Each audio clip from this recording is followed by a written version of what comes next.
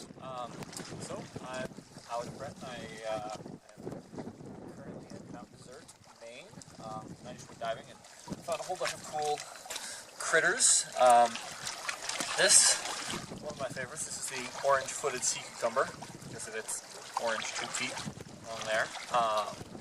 They're filter feeders, so when you see them on the bottom and they're feeding, they actually have these really beautiful feeding fronts sticking out, five of them all around, and they just grab passing plankton out of the water and munch on them. One of their other very famous attributes is they exhibit a trait called anal gasping. That means they breathe through their butt. They're very fond of that. Yeah, they're also really fascinating because they have the ability to shoot out their organs as to provide food for some predator and then regenerate them. So they have the ability to completely regenerate their digestive system. It's pretty fascinating. So they're surprisingly fascinating critters for what looks like a little ball of slime that can then harden up into a baseball almost. So this is the reason I was going diving. I was harvesting scallops because they're delicious and they are. But what I'm harvesting when I'm actually harvesting scallops is the big muscle that these guys have, which actually they can swim through the water, which they just shoot out jets and they actually go fly around the water. When you see the little ones can pick up huge speed. Ones getting this size aren't quite as zippy. But another fascinating thing is all of these little dark spots are eyes, or at the very least they're light sensing spots, so they can actually respond to changes in the light around them. They're also pretty fascinating for what some people might see as just the old ordinary shellfish.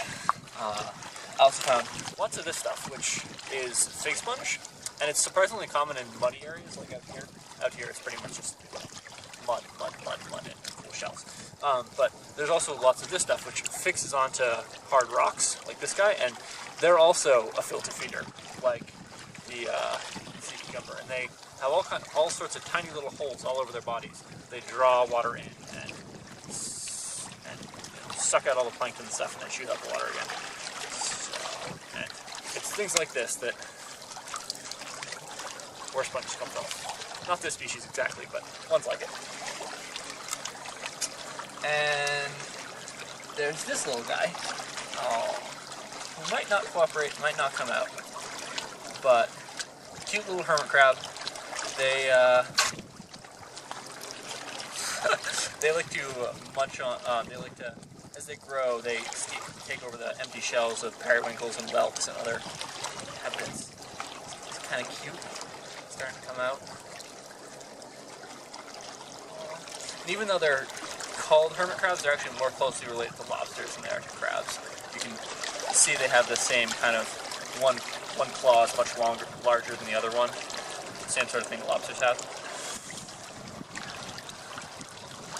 Little guys.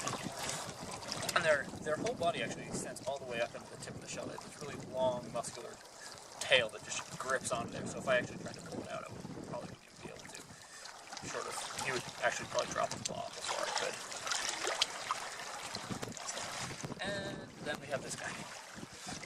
Big old green sea urchin, commercially harvested here in Maine. And they're a very close relative of the sea cucumber.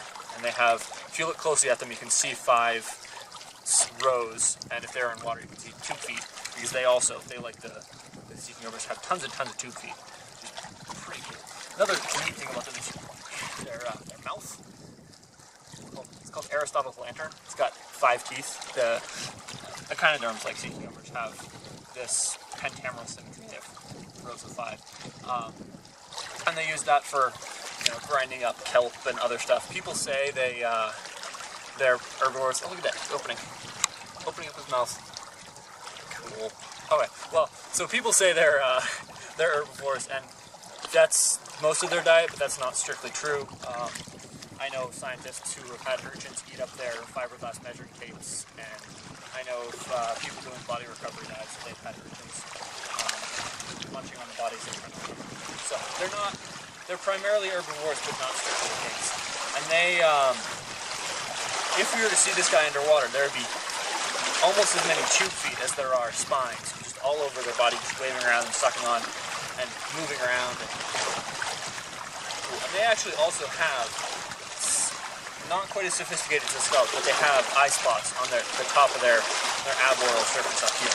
So they can also sense changes in light, even though it looks like just a big ball of spines. That's the cool, exciting stuff that I just found, or what I could bring up anyways. There are also fish, all manner of other exciting stuff down there.